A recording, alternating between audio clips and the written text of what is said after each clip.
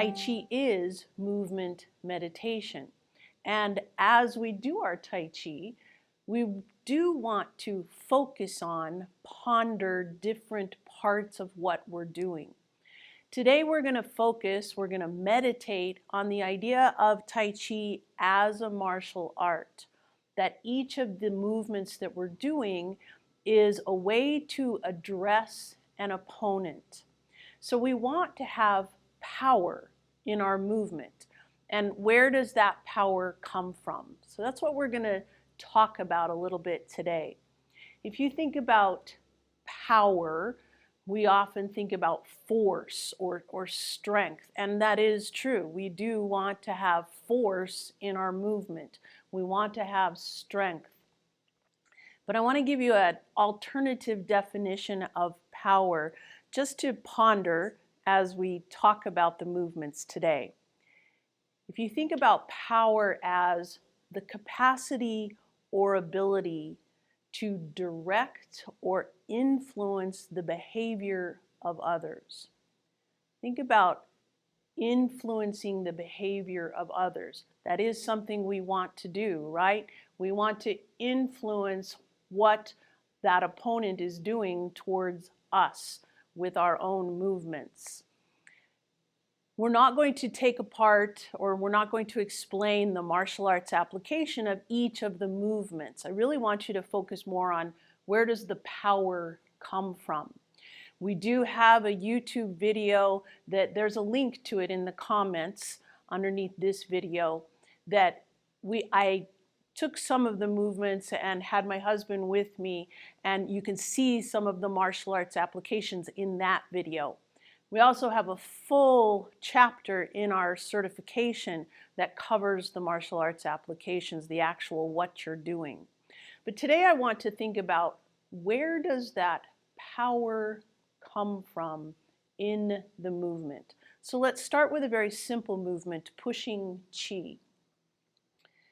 And bringing your left foot forward, think about the movement of pushing chi.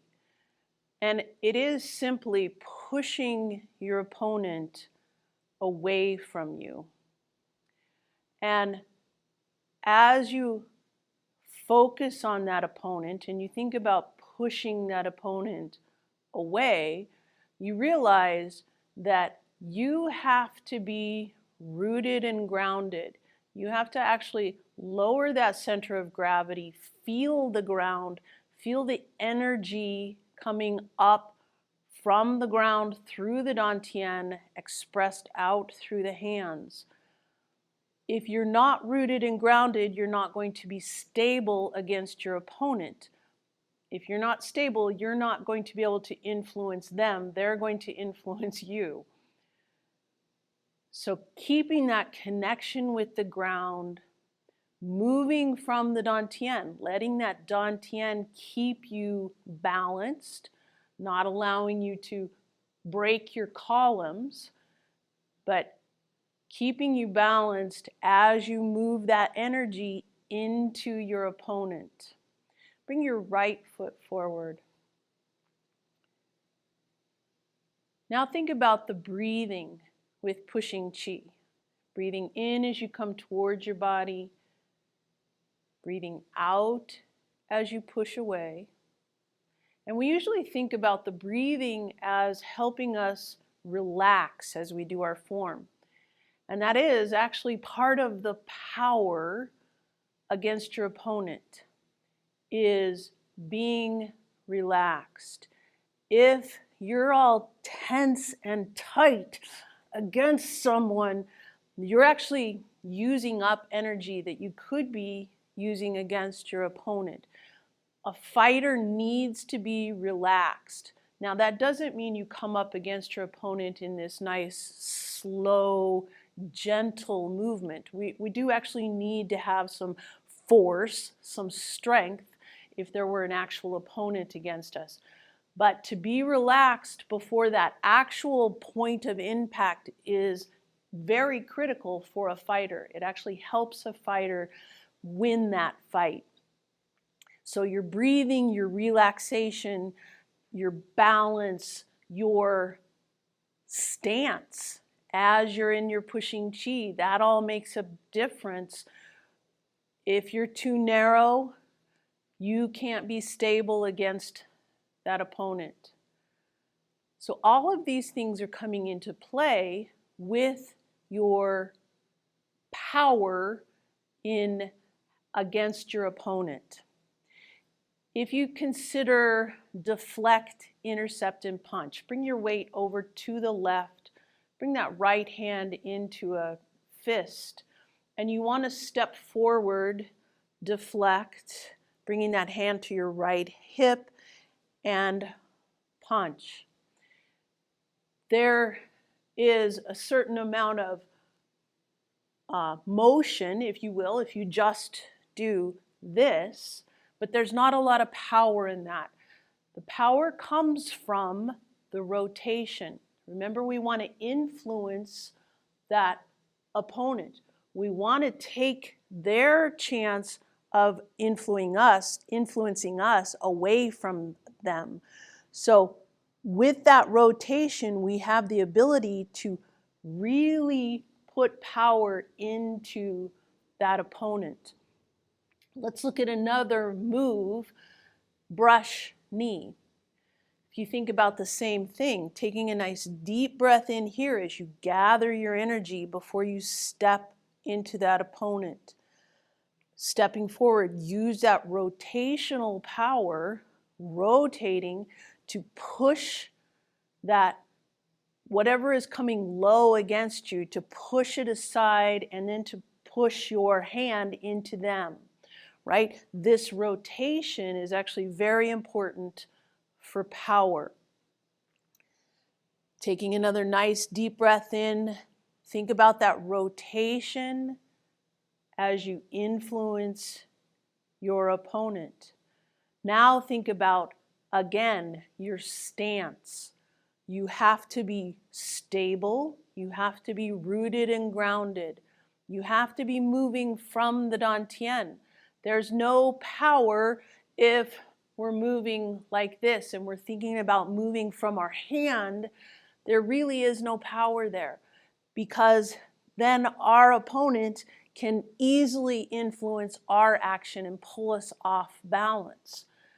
So if we're moving from the dantian, keeping our columns intact, using that rotational power, but staying balanced, staying within our columns, because usually a fight is more than one movement, right? You have to continue with the fight. So you need to stay balanced. You need to keep your ability to do the next movement that will influence your opponent's behavior. So again, let's do brush knee just a few times, thinking about that rotation, thinking about relaxing and breathing, staying balanced, letting our stance be nice and wide, rooted and grounded.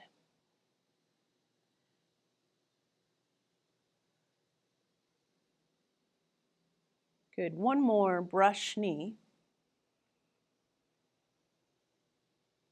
And there's one more thing that you might not consider as being part of power, but it really is, if you think about that ability, that capacity to direct, influence another's behavior, is you keep your eyes on them. If we're doing our brush knee, we don't want to be looking down here.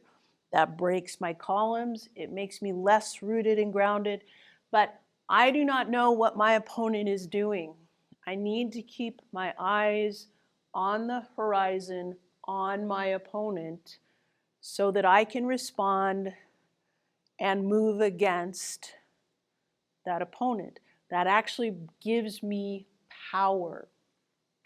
If my eyes are looking down or looking to the side or watching maybe my opponent's limbs instead of directly into their core, then I'm not as stable a fighter. My opponent has the power against me at that moment. So my eyes need to be directed right at the center of my opponent so that I can see everything that he could be bringing against me. Let's think about moving. When you're in a fight, you don't always move into an opponent. Sometimes you move away from an opponent.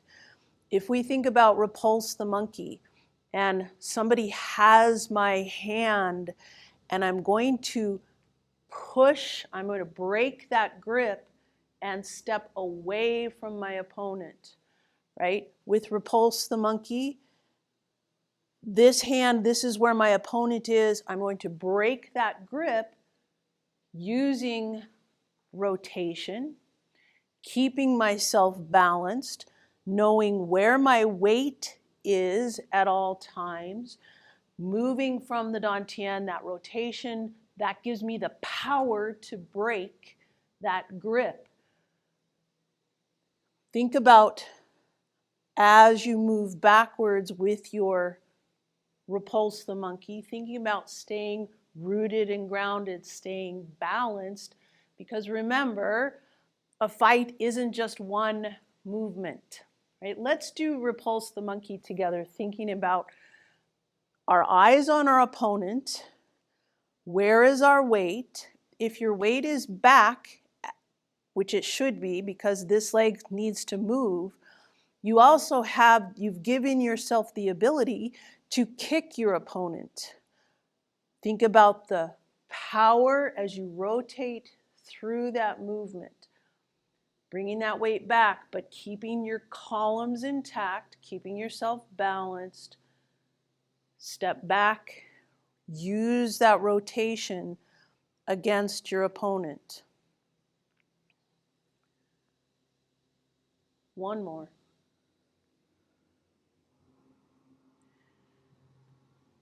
So let's look at another movement, snake creeps, which if you think about that movement in terms of a martial arts application, it's a little bit more difficult to see, but you're actually coming forward into your opponent, and possibly this is a crotch grab. This could be something where their leg is up high, you lean back, and then you're forcing into them. So you're rolling back, you're giving them some movement, but then you bring your force back into them.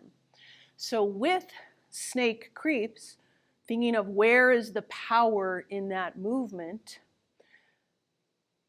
lower your center of gravity so that you're stable, and then think about moving from the dantian using that rotation as you come into your opponent. As you shift your weight, knowing your substantial is now here, then you have the ability to come do something with that back leg. So as you're here with this snake creeps, think about lowering that center of gravity, moving from here, feeling that weight shift into this left leg is now your substantial, so that you can come into your pheasant stance, which could be a protective position. Like I said, moving through a fight, it's rarely one move. But you also have the ability, if this leg is completely insubstantial, you do have the ability again to kick, use it in a different way. You don't have to come into pheasant stance. Let's try it on the other side, just so that we feel that power of moving from here, rotating, being stable in our stance, coming up into our pheasant stance. Thinking about the form itself. When you're meditating on the power of each movement, meditating on an opponent, don't get caught up in thinking that this is a truly choreographed fight. We repeat repulse the monkey 4 times in the form. That doesn't really translate well in a fight, because if you break their grip, you're not going to allow them to just take the next hand so that you have to break it again. Don't get caught up in thinking of it as step by step through a fight.